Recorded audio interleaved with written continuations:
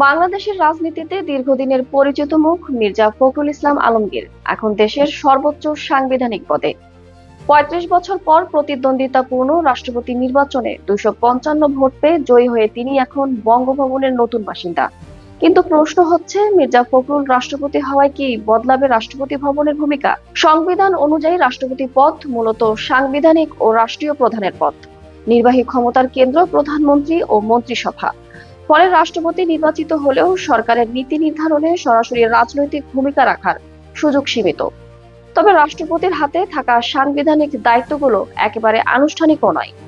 বিশেষ করে প্রধানমন্ত্রী ও মন্ত্রী নিয়োগ, সংসদ আহ্বান ও ভেঙে দেওয়া, বিভিন্ন সাংবিধানিক পদে নিয়োগ এবং রাষ্ট্রের সর্বাধিনায়ক হিসেবে দায়িত্ব, এসব ক্ষেত্রে বঙ্গভবনের সাংবিধানিক ভূমিকা গুরুত্বপূর্ণ।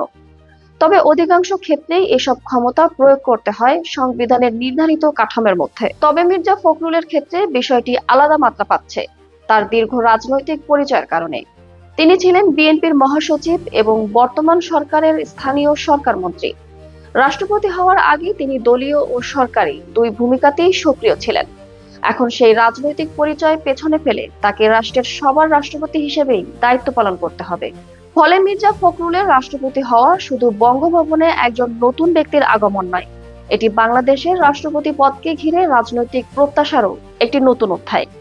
তিনি কি রাষ্ট্রপতি পদকে কেবল সাংবিধানিক দায়িত্বের মধ্যে রাখবেন, নাকি রাষ্ট্রীয় ঐকমত্য ও রাজনৈতিক ভারসাম্যের একটি গুরুত্বপূর্ণ কেন্দ্র হিসেবে প্রতিষ্ঠা করবেন, সেটি এখন দেখার বিষয়।